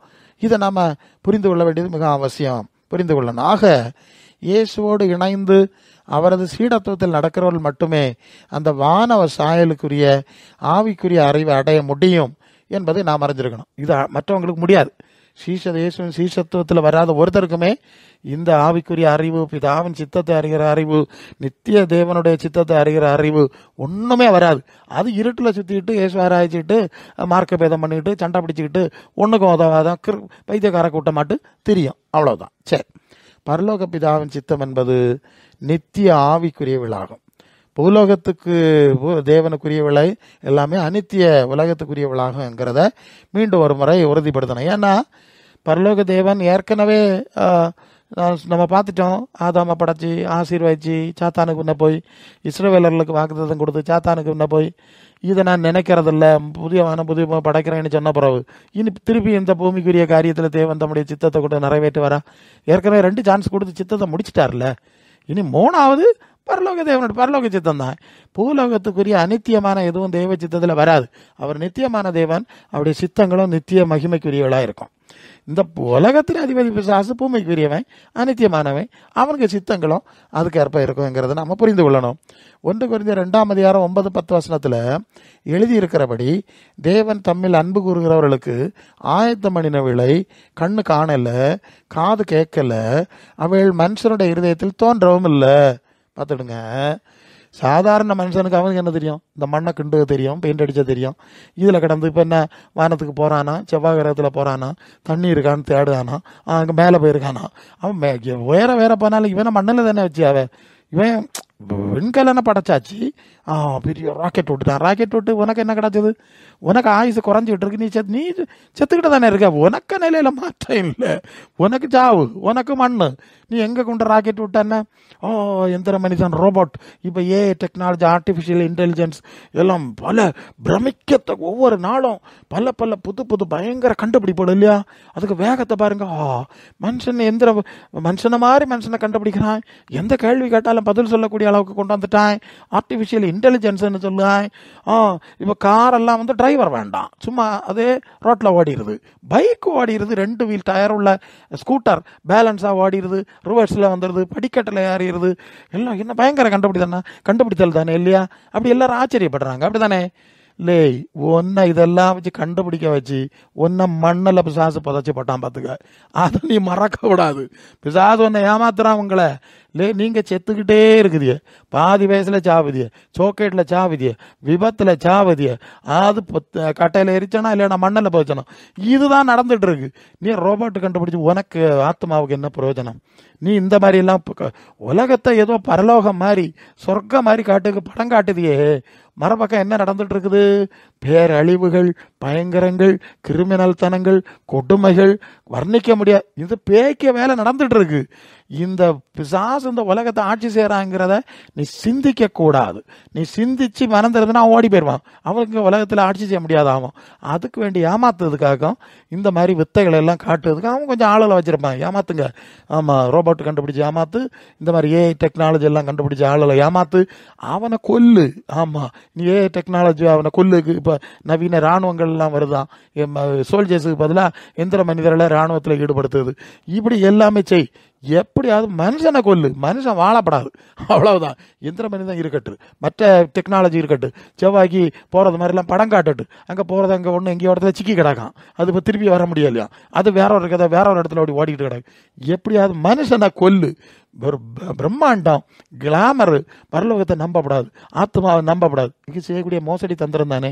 உலகத்தை முழுவதும் மோசம் போகிற மகா சக்தி வாய்ந்த பிசாசனுடைய சாமர்த்தியத்தில் சிக்கி கிடக்கிறவன் பிதாவின் சித்தத்தை போய் இந்த சாக்கடையில் தேட முடியுமா? இந்த குப்பைக்குழியில் போய் தேட முடியுமா? அவர் தூர போட்டதுக்குள்ளே போய் இவன் பிதா சித்தம் தேடணும். ஒரு நாள் நடக்காது. இங்கே என்ன சொல்லுவார் பார்ப்போம். எழுதியிருக்கிறபடி தேவன் தம்மில் அன்புறவர்களுக்கு ஆயத்தம் பண்ணினதை கண்ணு காணலை. அது 1 Corinthians 2:9-10. சரி, கண்ணு காணலை, காது கேட்கலை, மனுஷனோட மண்டையில் தோணலை. இவனுக்கு மண்டையில் தோணுது என்னது? ரோபோட்டு, எந்திர மனிதன், ஏஐ டெக்னாலஜி. சரி, நமக்கோ தேவன் அவைகளை தம்முடைய ஆவியினாலே வெளிப்படுத்தினார். அந்த ஆவியானவர் எல்லாவற்றையும் தேவனுடைய ஆழங்களையும் ஆராய்ந்திருக்கிறார். அப்போது தேவ ஆவியானவர் தான் பிதா நித்தியமான பிதாவின் சித்தத்துக்குரிய காரியங்களை நமக்கு வெளிப்படுத்தி தர முடியும். மற்றபடி நாம் அதை அறிய முடியாது. அது தேவ ஆவியினால தான் தேவ ஆவிக்குரிய காரியங்களை கண்டுபிடிக்க முடியும் என்பதை நாம் அறிஞ்சுக்கிறோம். 1 Corinthians 2:12-14 அவர் சொல்லுவார் பாருங்க. 1 Corinthians 2:12-14, நாங்களோ உலகத்தின் ஆவியை பெறாமல் தேவனால் எங்களுக்கு அருளப்பட்டதை அறியும்படிக்கு தேவனிடத்திலிருந்து புறப்பட்டு வந்த ஆவியையே பெற்றோம். அவைகளை நாங்கள் மனுஷ ஞானம் போதிக்கிற வார்த்தைகளால் பேசாமல் பரிசுத்த ஆவி போதிக்கிற வார்த்தைகளால் பேசி ஆவிக்குரியவளை ஆவிக்குரியவளோடு சம்பந்தப்படுத்தி காண்பிக்கிறோம். ஜென்ம சாபமுள்ள மனுஷன் தேவனுடைய ஆவிக்குரியவளை ஏற்றுக்கொள்ளான். அவைகள் அவனுக்கு பைத்தியமாய் தோன்றும். அவைகள் ஆவிக்கேற்ற பிரகாரமாய் ஆராய்ந்து நிதானிக்கப்படுகிறவள் ஆனதால் அவைகளை அறிய மாட்டான். இப்போ என்ன ஆச்சுன்னா, 2 ஆவி. ஒன்று உலகத்தின் ஆவி. உலகத்தின் ஆவி வந்தால் என்ன செய்யுதுன்னா, எந்திர மனிதனை பாரு, ஆர்டிஃபிஷியல் இன்டெலிஜென்ஸை பாரு, விண்கலத்தை பாரு, ராக்கெட்டை பாரு, செல்ஃபோனை பாரு, அங்கே பாரு இங்கே பாருன்னு இவனை இங்கே போட்டு வட்டம் கறக்கி மண்ணில் வச்சிருது. அதான் நான் இப்போ கொஞ்சம் சொல்லிட்டேன். ஸோ தேவனிடத்திலிருந்து புறப்பட்ட அந்த ஆவி பரலோக தேவனுக்குரிய வேலை, நித்தியத்துக்குரிய வேலை, நித்திய கன மகிமைக்குரிய வேலையெல்லாம் அதுதான் காட்டி தருது. அப்போ 2 ஆவி இருக்கா? 2 ஆவி, அந்த ஆவியின் தன்மைக்கேற்ப அது செயல்படுகிறது என்பதை நாம் பார்க்குறோம். அப்போ ஆவிக்குரிய வேலை ஆவிக்குரிய ஆவியானவருடைய ஞானத்தினால தான் மனசிலாக்க முடியும். ஜென்ம சுவாபமுள்ள மனுஷன்ட்ட போனால் அவனுக்கு இந்த துருப்பிடிச்ச இரும்பு தான் தெரியும். ஆமாம், இந்த மாதிரி இந்த படம் காட்டுதானே இல்லையா, 5-6 நாளில் செயல் இழக்கம், அப்புறம் எல்லாம் தூர போடணும். அதில் ஒதுக்கி இந்த பிள்ளைகள் விளையாட்டு சாமான குமிச்சு போட்டிருக்க மாதிரி தானே இப்போ காரெல்லாம் அங்கே குமிச்சு போட்டிருக்கு, எல்லாம் கிடக்கு. ஆமாம், எவ்வளவோ விலை கொடுத்து வாங்கின விஷயங்கள் எல்லாம் ரோட்டில் கிடக்கு, ரோட்டங்கரையில் கிடக்கு, நம்ம பார்க்குறோம் இல்லையா. இதுதான் அந்த உலகத்தின் ஆவி உள்ளவனுக்கு ஓஹோ இதுதான் பெரிய காரியம். அதை தோண்டுவான், மண்ணுக்குள்ளே பூந்துறதெல்லாம் தோண்டி பெயிண்ட் அடித்து இது 2000 ஆண்டுகளுக்கு முன்ன உள்ளது, 4000 ஆண்டுகளுக்கு முன்ன உள்ளது, காட்டுக்குள்ளே அரண்மனை கிடக்குது. ஆமாம், ஒரு காலத்தில் இருந்த சூழ்நிலை வேறு, இப்போ எல்லாம் துருப்பிடிச்சு கிடக்கு. இதை பெயிண்ட் அடிச்சுக்கு பணம் வேணும், அரசாங்கம் பணம் தராதனால நிறைய அரண்மனைகள்லாம் பாழா கிடக்கு, அதுக்கு ஃபண்டு அலாட் பண்ணாமல் இதை பெயிண்ட் அடிச்சுது அப்படி. ஸோ இதையே போட்டு இந்த உலகத்தின் ஆவி கரவட்டம் கறக்கிட்டே இருக்கு. அதனால் அவனுக்கு இதெல்லாம் இந்த பரலோகமா நித்தியமா எங்களுக்கு கல்லறை தெரியும், எங்களுக்கு மலரளையம் தெரியும், அந்த கண்ணாடி பெட்டியில் வச்சு 5-6 நாள் படம் காட்டுவாங்க இல்லையா, இது தெரியும். பிறகு அதில் மண்ணில் புதைச்சி எவ்வளோ காருக்குள்ளே வச்சு புதைச்சானா என்னென்ன எல்லாமோ செய்யானுவேன், எங்களுக்கு இதுதான் தெரியும். பரலோகமா நித்தியமா நித்திய தேவனா மகிமையா புதிய சரீரமா, இது அவனுக்கு பைத்தியமாக தானே தெரியும். அதானே உண்மை. ஆமாம், அது ஆவிக்கேற்றபடி ஆவியானவர் தான் அதை சொல்லி கொடுக்கணும், இல்லைன்னா பைத்தியகாரத்தனமாக தான் இருக்கும். சரி, என்ன செய்ய முடியும்? அப்போது பரலோக பிதாவின் சித்தத்தை அறிகிற அறிவு வரணும்னா அந்த பரலோக பிதாவின் ஆவியை இயேசு நமக்குள்ளே ஊற்ற வேண்டும். இதுதான் முக்கியமான இடம். பரலோக பிதாவினுடைய சித்தத்தை அறிகிறதா ஜபிக்கணும்னு தான் முதல் விஷயம். பரலோக பிதாவினுடைய சித்தம்னா என்னதுன்னா இந்த குப்பக்குளம் கிடையாது, அநித்தியமானது கிடையாது, நித்தியமானது. ஏன்னா அவர் நித்திய தேவன், மகிமையான காரியங்கள் சம்பந்தமானது எல்லாம் பல வசனங்களை பார்த்துட்டோம். இந்த அறிவு வரணும்னா பரலோகத்திலிருந்து ஆவி வந்தால் தான் அறிவு வரும், இல்லைன்னா வராது. இந்த பரலோகத்திலிருந்து பிதாவின் ஆவி வரணும்னா என்ன செய்யணும்னா அது இயேசுனார் தான் அனுப்பணும். அதான் விஷயம். யோவான் 14:15 சொன்னார்ல, நீங்கள் என்னில் அன்பாக இருந்தால் என் கட்டளையை கடைப்பிடிச்சா நான் பிதாவின் இடத்துல வேண்டிக் கொள்வேன், அப்புறம் அங்கேருந்து ஒரு ஆவி உங்களுக்கு நான் அந்த சத்திய ஆவி, அதான் சத்திய ஆவி இல்லையா, வேற ஒரு தேற்றரவாளன். அவர் தான் அந்த பொய்யலை எல்லாம் அம்பலப்படுத்தி உண்மையை சொல்லி தருவார். இல்லைன்னா நீ பொய்யில தான் இருப்பா, நான் தான் அனுப்பணும். அப்போ இயேசுவின் சீஷத்துவத்துக்குள் வராத ஆளுகளுக்கு இந்த சத்திய ஆவியும் கிடையாது, பரலோக பிதாவின் ஆவியும் கிடையாது. பரலோக பிதாவை பற்றி சித்தத்தை அறிகிற அறிவும் வராது. இப்போ புரிஞ்சுதா? அந்த அறிவே வர்றதுக்கு வாய்ப்பு கிடையாது. பரலோக பிதாவின் ஆவியை யாருமே பெற்றுக்கொள்ளலை, அல்லது நமக்கு சிலருக்குள்ளே இருக்கலாம், பெரும்பாலானவர் பெற்றுக்கொள்ளலை. அந்த ஆவிக்கு பதிலாக இந்த உலகத்தின் ஆவி தான் இந்த இயேசு ஆராதனை மன்றங்களை எல்லாம் அலக்கழிச்சு ஆக்கிரமிச்சிட்டு இருக்கு. அதனால தான் இவளுக்கு பரலோக பிதாவின் சித்தத்தை புரிஞ்சுக்கிட முடியலை. அதை அறியவோ தெரியவோ புரியவோ முடியலை.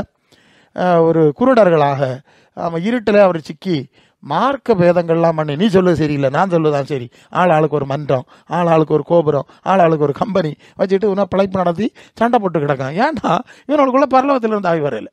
பரலோக பிதாவின் ஆவி வந்து அந்த சண்டை வராதுல்ல. எல்லாரும் சரி, எல்லாரும் சேர்ந்து தேவ சித்தம் செய்வோம், சாத்தானை ஆமாம் ஒன்று சேர்ந்து நாம் துதிப்போம், ஆமாம் சாத்தானை மிதிப்போம் மாதிரி எல்லாரும் சேர்ந்துருப்பானல்ல. சேர மாட்டானுவன். அவர் பாடிட்டோன்னா இவனும் சேர்ந்துருவானாகும். இங்கே இருக்க ஆவி குழப்பம் பிடிச்ச ஆவி இல்லையாடா. பரலோக ஆவி வந்தால் அதை செய்யலாம். இந்த குழப்பம் பிடிச்ச ஆவி மார்க்க பேதம் பண்ணிகிட்டு இருக்கோம், எல்லாரும் எதிராயிரு அப்படி குழப்பி தான் வச்சுருக்கோம். ஒரே தேவ சித்தம் செய்யப்படாது என்கிறத நம்ம பார்க்குறோம். அது மட்டும் இல்லை, அவர் புறக்கணித்த உலகத்தை இந்த குப்பையை தான் இவனுக்கிண்டு வாங்குவேன். இதுக்குள்ளே தேவ சித்தம் இருக்கா, இதுக்குள்ளே ஏதோ இருக்குன்னு இந்த அழிவுக்குரிய அனித்தியமான உலகத்துக்குரிய தேவன் புறக்கணிச்ச தீக்குளத்தை வச்சிருக்கல. அப்படி தானே 2 பேதுரு 3:7-13 வரை இப்போ இருக்கிற வானம் போய் அக்கினி கிரையாக வச்சிருக்கு. தீக்குளத்துக்கு நீங்கள் யோசித்து பாருங்கள். நம்ம வீடுகளில் வேண்டாத பழைய பாயா, பழைய பழைய தலைவணி, இந்த பிஞ்சு போன பழைய தலைவணி, பழைய எல்லாம் உண்டு, துணி எல்லாம் துவைச்சாலும் சரி வராது, அதுக்கு அறத்து போகிறது கிடக்கு. சரி, இதை தீ கொடுக்க ஒதுக்கி வச்சுருக்கோம் ஒரு இடத்துல. எல்லோரும் இந்த மாதிரி வேஸ்ட் எல்லாம் கொண்டு ஒதுக்கி வச்சுட்டு லீவு கிடைக்கிய நாள் அதுக்கு மேலே கொஞ்சம் மண்ணெண்ணெய் விட்டு அது தீ கொளுத்துக்கு வச்சுருக்கு, கொளுத்துவோம். இது போலேயாக்கம் இந்த வானம் பூமியும் அக்கினிக்கு இறையாக வச்சிருக்கு, தீ கொளுத்துக்கு வச்சிருக்குன்னு சொல்லியாச்சு. இந்த தீ கொளுத்துக்கு வச்சிருக்க வேஸ்ட்டை எடுத்தாக்க கிண்டி இதுக்குள்ள ஒரு தேவ தரிசனம், தேவ திட்டம், தேவ சித்தம் எங்க இந்த குப்பை குளத்துக்குள்ள. எப்படிப்பட்ட அசுத்தாவின்னு பார்த்துடுங்க. இந்த அசுத்தாவிய சாமர்த்தியத்தின் வல்லமே பாருங்க, எவ்வளோ உச்சக்கட்டம், எவ்வளோ இதனால மெண்டல் ஆகி பைத்தியக்காரன் ஆகி குப்பையை கிண்டல போல எல்லாம் மெனக்கட்டு இந்த உலகமாகிய குப்பையை கிண்டிக்கிட்டு தேவச்சித்தம் தேடிக்கிட்டு இருக்காங்க. தேவச்சித்தம் குப்பையிலையா இருக்கு இல்லையா? அவர் பரலோகத்தில் இருக்கிறார் இல்லையா? பரலோக தேவச்சித்தம் இல்லையா? பரலோக தேவன் இல்லையா? பரலோக ஆவி இல்லையா? வரணும். நித்தியத்துக்குரிய காரியம் இல்லையா? மகிமைக்குரிய காரியம் இல்லையா? அவருக்கு சித்தம் அதுக்குள்ள இல்லையா இருக்கு? குப்பையிலையா கிடக்கு? எவ்வளவு சாத்தான் இந்த மன்றங்களை ஏமாற்றி கிறுக்கில் கொண்டு போகும், போதையில் கிடக்கு, மெண்டல் பிடிச்சி கிடக்கு. சரி, இதுக்குள்ளே கிடக்கு, இது நீங்களாவது தப்பி பழச்சியல்னா நல்லது தான். சரி, இப்போ 1 யோவான் 2:27 சொல்லுது. யோவான் சொல்லார், நீங்கள் அவராலே பெற்ற அபிஷேகம் உங்களில் நிலைத்திருக்கிறது, ஒருவரும் உங்களுக்கு போதிக்க வேண்டியதில்லை. அந்த அபிஷேகம் சகலத்தையும் குறித்து உங்களுக்கு போதிக்கிறது, அது சத்தியமாக இருக்கிறது, பொய்யல்ல. அது உங்களுக்கு போதித்தபடி அதில் நிலைச்சிரு. நல்லா கவனிக்கணும். இந்த ஆவி போதிக்கிறதுன்னு தான் நம்ம பார்த்துட்டு வர்றோம். இந்த அவராலே பெற்ற அபிஷேகம், இயேசுநாதர் மூலம் இயேசுவின் சீசர்களுக்கு கொடுக்குற ஆவி, அது உங்களுக்குள்ள இருந்து இந்த கள்ளத்தனங்களை எல்லாம் காட்டி தரும். எங்களுக்கு காட்டி தந்தில்ல, ஏன் இந்த கள்ளமருக்கு காட்டி கொடுக்கல? இவனை தலைக்கு டையும் அடிச்சுட்டு இப்படி கிடக்கா பயவளா தெரியறதுக்கு என்ன காரணம்? இது துண்டில் பெயிண்ட் அடிச்சுக்கிட்டு இந்த கிளவிகள் வெளிநாட்டில் அமெரிக்கா இங்கிலாந்தில் போனேன்னா இந்த கள்ளக்கிளவிகளுக்கு ஆட்டத்தை பார்த்தா இவ்வளோ வேடிக்கை பார்க்குறதுக்கு அங்கே ஒரு பெருங்கூட்டம் கூடி கிடக்கு. அப்போ பார்த்துட்டு அப்பா அது ஒரு மெண்டல், இதுக்கு பின்னால் ஒரு பெரிய மெண்டல் கூட்டம். ஐயசனார் சொன்ன மாதிரி விசாலமான வாசலில் நிறைய போகிறாவளா இல்லையா? சத்தியத்துக்கு பின்னால் வரமாட்டாவ, இடுக்கமான வாசல் தானே, 2-3 பேர் தான் வருவாங்க, 5-6 பேர் தான் வருவாங்க. நான் இந்த யூடியூப்பில் பார்த்துருக்கேன், இந்த கள்ள ஃப்ராடுத்தனமான கவர்ச்சிகரமான ஒரு டைட்டில் போனோடனே 1000கணக்கில் வியூஸ் போயிருக்கான். ஒன்றுமே இருக்காது. பணப்பள்ளி ஒருத்தன் போடுறான், என்னதான் பணப்பள்ளி, பணம் உண்டாக்குற பள்ளி அப்படிங்கிறான். வேற என்னென்னமோ ஆசீர்வாதம், ரொம்ப தந்திரமாக இருக்குது. கோல்டன் இயர் எல்லாம் போட்டோன்னா நிறைய வியூஸ் போயிடுது. நிறைய இருப்பாங்க, போங்க போயிருங்க தாராளம் போங்க. அது நமக்கு தெரிஞ்ச விஷயம் தானே. எல்லாம் இந்த சரிவரிச்ச மாதிரி வாரிச்சுருட்டி எங்கள் அடுப்பில் தான் போட போகிறாங்க. அதனால் நமக்கு அது பிரச்சனை கிடையாது. நமக்கு இடுக்கமான வாசல்னு ஆண்டவர் சொல்லியாச்சு, அது சிலர் தான் போவாவேன்னு சொல்லியாச்சு. அதனால் நாங்கள் இதை பற்றி ஒன்றும் கவலைப்படுகிறது கிடையாது. சொல்லுகிற செய்தியும் இந்த ஆளுவை நிறைய பேர் பார்க்கணும், அந்த பேச்சை கிடையாது. நீ பார்த்தா என்ன, பார்க்காத ஒளிய போனா என்ன? எங்களுக்கு பரலோக பிதாவை சித்தத்தை செஞ்சுட்டு நாங்கள் எங்கள் ராஜ்யத்துக்கு போய் சேரணும். உனக்கு வேணும்னா தேடி கண்டுபிடி, இல்லைன்னா குப்பையை கிண்டிக்கிட்டே இரு. நிறைய குப்பைகள் கிடக்கு இல்லையா? யூடியூப்ல ஏகப்பட்ட குப்பைகள் கிடக்கு, கிண்டு போ. உனக்கு நேரம் போயிலன்னா அதிலிருந்து கிண்டிக்கிட்டே நோண்டிக்கிட்டே இருந்துட்டு போகிற இடத்துக்கு போய் சேர். எங்களுக்கு அதுக்கு நேரம் இல்லை. பரலோக பிதாவின் ஆவி வந்தா இதெல்லாம் எங்களுக்கு போதிக்கிறது, மற்றவங்களுக்கு போதிக்கல, அது வட்டம் கறக்குது இல்லை. அதுக்கு தான் அந்த வசனம் பார்த்தோம். இயேசுவின் சீடர்களுக்கு மட்டும்தான் இந்த பரலோக ஆவியின் அபிஷேகத்தை இயேசு கொடுக்குறார். மற்றவர்கள் இந்த பிதாவின் ஆவியை பெற முடியாதனால அந்த பிதாவின் ஆவிக்குரிய நித்திய சித்தத்தை அறிய முடியாமல் அப்படியே வட்டம் கறங்குறார். மற்ற 11:29 ஆண்டவர் சொல்லுவார், நான் சாந்தமாக இருக்கிறேன், மனத்தாழ்மையாக இருக்கிறேன், என் நுகத்தை உங்கள் மேலே ஏற்றுக்கொண்டு என் இடத்துல கற்றுக்கொண்டுகள், அப்பொழுது உங்கள் ஆத்துமாக்களுக்கு இளைப்பாறுதல் கிடைக்கும். ஏசு சொல்லுவார், என் பாதத்தில் இருந்து நான் சொல்லுவதை படிச்சேன்னா உன் ஆத்துமாக்கு இளைப்பாறுதல் கிடைக்கும். வேற கள்ளமாருக்கு பின்னால் சேர்ந்து குப்பை குளத்தை கிண்டிக்கிட்டு இருந்தேன்னா அந்த கூளத்தை எரிச்சது கூட ஒன்றையும் சேர்த்து போட்டு எல்லாம் சேர்த்து, ஆமாம், பிசாசுக்கு அவன் தூதருக்கு ஆயத்தம் பண்ணப்பட்ட எரி நரகத்தில் பொங்கல் ஆண்டவர் சொல்லுவார்னு வசனம் இருக்குல்ல, அந்த கூளம் கிட்டனவன் தானே நீ, அந்த கூளத்தோட ஒன்றையும் போட்டு கொளுத்த வேண்டியதான், கொளுத்தி விட்டுருவார். சரி, அப்படி இல்லாமல் இயேசுவும் சீசராக மாறணும். அப்போ இயேசுக்கிட்டே வந்து உட்காந்துடணும், அவர் சொல்லதே கேட்கணும். தன்னை விட்டு இடப்படாத நல்ல பங்கை தெரிந்து கொண்டாள் அப்படின்னு மரியாதை பற்றி சொன்னார்ல, அது மாதிரி தன்னை விட்டு இடப்படாத காரியம் தெரியறதுக்கு ஆண்டவர் பாதத்தில் இருக்கணும். யோவான் 3:11-12, மெய்யாகவே மெய்யாகவே நான் உனக்கு சொல்லுகிறேன், நாங்கள் அறிந்திருக்கிறதை சொல்லி நாங்கள் கண்டதை குறித்து சாட்சி கொடுக்குறோம், நீங்களோ எங்கள் சாட்சியை ஏற்றுக்கொள்வதில்லை. பார்த்தீங்களா, நான் அறிஞ்சிருக்கேன், நான் பரலோகத்திலேருந்து பார்த்துருக்கேன், அங்கேருந்து வந்திருக்கேன், இந்த மகத்துவெல்லாம் சொல்லி தரேன்னா இதெல்லாம் நீங்கள் ஏற்றுக்கொள்ள மாட்டிய. பூமிக்கு எடுத்த காரியங்களை நான் சொன்னாலே உங்களுக்கு மண்டையில் உதிச்சேல இல்லையா, அந்த அளவு மர மண்டையெல்லாம் இருக்குதிய. இப்படி இருந்தா நான் இனி பரலோகத்தின் ஆழத்தை எல்லாம் இன்னும் பேசினேன்னா அதை எப்படி விசுவாசிப்பேன்னு கேட்காரு. சரிதானே, இங்கே உலகத்தில் உள்ள காரியங்களையே உங்களுக்கு சொல்லி மனசிலாக்கி இப்படி இருக்கு என்ன புரிந்து கொள்ளுங்கள்னு. ஏன்னா ஆண்டவர் இப்போது ஓமைகளாக பேசினார். ஏன்னா சில விஷயத்தை நேரடியாக சொன்னால் ஜனங்களுக்கு அது புரியாதில்ல, அதுக்கு வேண்டி அவங்க புரிகிற விதத்தில் உதாரணங்களை ஓமைகளை சொல்லி விதைக்கிறோம். போனால் முள்ளுக்குள்ள விதை விழுந்தது, கற்பாறையில் விழுந்தது, நல்ல நிலத்தில் விழுந்தது, அது பலன் கொடுத்துன்னு சொல்லிட்டு, இது போல தான் தேவனுடைய வார்த்தை சிலது நல்ல நிலத்தில் விழுந்து பலன் கொடுக்குது, சிலது கற்பாறையில் விழுந்து வேறு இல்லாமல் அதுக்கு காஞ்சி போயிடுது, முள்ளுகளுக்குள்ளே விழுந்தது இந்த உலக கள்ளக்கவர்ச்சியில் போய் கொஞ்சம் போல முளைச்சாலும் அதை வளர விடாமல் பட்டு போயிடுது. இப்படி ஓமைகளாய் சொல்லி பூமிக்குரிய காரியங்களை எல்லாம் கம்பேர் பண்ணி தான் இயேசு அதிகமாக பேசியிருக்கார். அதையாக அவர் சொல்லுவார், பூமிக்குரிய காரியங்களை சொல்லி உங்களுக்கு புரிய, அதுக்கேற்ப அவர் திருமண வீடு அங்கே இப்படி இருந்தது, விருந்து வீடு இப்படி இருந்துன்னு சொல்லி அவர் தேவனுடைய ராஜ்யத்தை விளக்குனார். இதே உனக்கு மண்டையில் யாரடா மரமண்டை, இதுக்கு மேலே இனி ஆழமான பரல பூமியில் நீங்கள் பார்க்காததான் உங்களுக்கு தெரியாததான் இதுக்கு சம்பந்தம் இல்லாத விஷயத்த நான் சொன்னால் உனக்கு எப்படி வழங்கும்?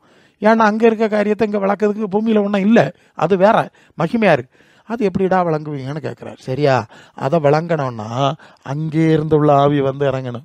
அப்போ தான் ஓஹோ அப்படியா விஷயம், அது ஆவியில் தான் விளக்கணும், அதை வார்த்தையில் கூட விவரிக்கிறது ரொம்ப கஷ்டமாகி போய்விடும். சரி, மாம்சத்தில் இயேசு வந்தார்ல, மாம்சத்தில் இயேசு வந்து வாழ்ந்து மாதிரி காண்பிச்ச இயேசுவின் போதனை மாதிரியிலே அவரை சீடராக பின்பற்ற விரும்பாதவங்க பரலோக பிதாவின் சித்தத்தை அறிஞ்சு கொள்ள முடியாது. அதனால தான் அவர் மாம்சத்தில் வந்தார். மாம்சத்தில் வந்து நம்ம போல வாழ்ந்து பாடுபட்டு அது மாதிரியை காட்டினா அதுலேயே உனக்கு நடக்க விருப்பம் இல்லை, முடியலைன்னா அப்புறம் எப்படி பரலோக பிதாவினுடைய ஆவிக்குரிய சித்தத்தை மேன்மையான சித்தங்களை எப்படி அறிஞ்சு கொள்ள முடியும்? ஒரு நாளாக முடியாது. முதல்ல இயேசுவின் சீசத்துவத்துக்குள்ளே வரணும், அதுக்கப்புறம் தான் அடுத்த காரியம். பூலோக தேவனால் பரலோக தேவன் இதை படைச்சாரு சபிச்சாருன்னு பார்த்துட்டோம், இதை சபிச்சாச்சு, இதை சாத்தானுக்கு கொடுத்தாச்சு. இந்த ஆட்சியில் இருக்கிறதுமான உலகின் காரியங்களை பரலோக பிதா சித்த எல்லைக்குள் கொண்டு வர முடியாது. இதுதான் பிரச்சனை. இப்போ நம்ம வந்து பரலோக பிதாச்சித்தம்னா என்னத்துக்கு சித்தம்? வீடு கட்டலாமான்னு சித்தம், வேலை கிடைக்குமான்னு சித்தம், இந்த கல்யாணம் சித்தம், இப்படி தான் இதுதானே சித்தம் தேடுறா நீ. உனக்கு சித்தம் அப்புறம் அந்த குப்பை குளத்துக்குள்ள உள்ள காரியத்துக்காக நீ பரலோக தேவனை பிடிச்சிருக்கா. பூலோகத்தில் சபிக்கப்பட்ட உலகத்துக்குள்ள நடக்கிற காரியத்தில இருந்து உனக்கு தோணுது மாதிரி காரியம் சாதிக்கிறதுக்கு இதில் சித்தம் சொல்லுங்க, குறிகாட்டி சொல்லுங்க, குறிகாட்டி சித்தம். இதா தேவ சித்தம். தேவ சித்தம் தேவன் இருக்கிற இடத்துடைய காரியத்துக்கு சித்தம் இல்லையா, அது நித்தியத்துக்குரிய சித்தம். மகிமை உள்ளன்னு எத்தனையோ தடவை நான் சொல்லியாச்சு, பார்த்துக்கிட்டு இருக்கிறீங்கல்ல. இந்த எல்லைக்குள்ள கொண்டு வர்றதுக்கு தான் இயேசு நாம ஆராதனை மன்றங்கள்.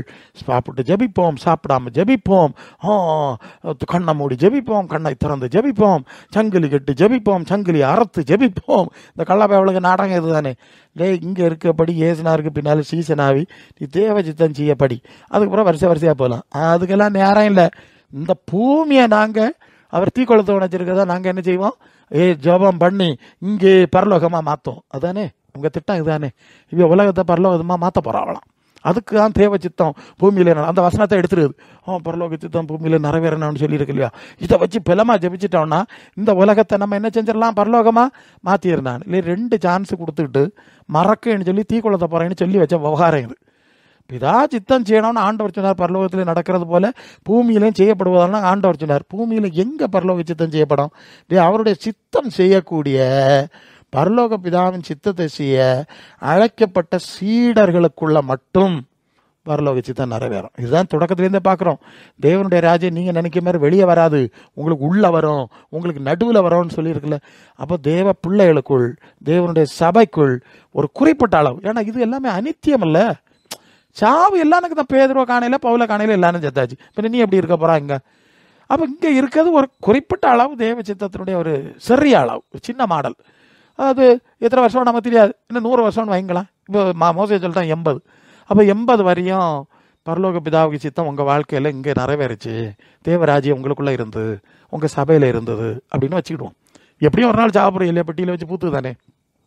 பிறவு நித்தியத்துக்கு போனோம். எங்கே? பரலோகத்துக்கு. பரலோகத்துக்கு போனால் எவ்வளோ ஆண்டு காலம்? அதுக்கு தான் எண்ணிக்கையே தெரியாது.